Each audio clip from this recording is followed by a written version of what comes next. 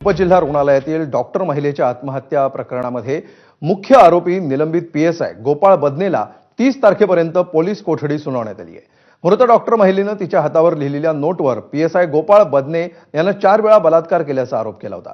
दरम्यान बदनेला वैद्यकीय तपासणीसाठी नेत असताना त्यानं आपण प्रामाणिक आहोत, पोलीस प्रशासनावर विश्वास आहे असं माध्यमांसमोर म्हटलंय। दरम्यान आरोपी गोपाळ बदनेला कोर्टामध्ये हजर करण्यात आलं तर पोलिसांनी गोपाळ बदनेच्या 7 दिवसांच्या पोलीस कोठडीची मागणी केली। आरोपी गोपाल बदनेला आज पोलिसांनी हजर केलं होतं आणि तपासासाठी त्यांनी पोलीस कोठडीची मागणी केली। आम्ही त्या पोलीस कोठडीच्या मागणीला बचाव पक्षातर्फे आरोपीच्या वतीने विरोध केला। या केसमधलं जर बघितलं तर नवीन कायद्यातील तरतुदीनुसार BNS नुसार 106, 108 आणि 64(2) नुसार त्याच्यावर आरोप ठेवण्यात आलेले आहेत आणि या केसमध्ये आरोपी गोपाल बदनेचा कुठलाही सहभाग नाही, त्याला खोट्या केसमध्ये गुंतवलेले आहे।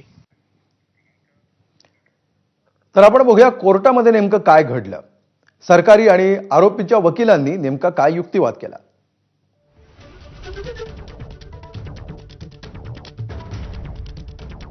डिजिटल पुरावे गोळा करण्यासाठी 7 दिवसांची पोलीस कोठडी द्यावी अशी मागणी सरकारी वकिलांनी केली।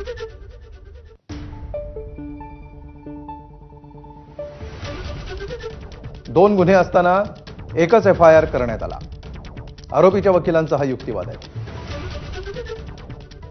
सुसाईड नोटमध्ये अत्याचार आणि छळवणुकीचा उल्लेख प्रशांत बनकरच्या संबंधाने आहे। त्यांच्यामध्ये 4 महिने लग्नावरून वाद सुरू होता। गोपाळ बदनेला बळीचा बकरा बनवण्यात आलाय। सुसाईड नोटची सत्यताही प्रश्नार्थक आहे। मोबाईल जप्त करणं आणि गाडी तपासणीसाठी 1 दिवस पुरेसा आहे।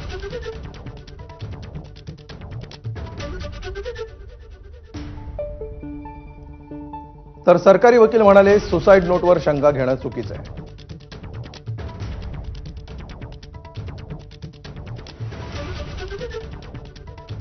आरोपीचे वकील म्हणाले 1 दिवस पोलीस कोठडी द्यावी, तपासामध्ये सहकार्य करायला आरोपी तयार आहे।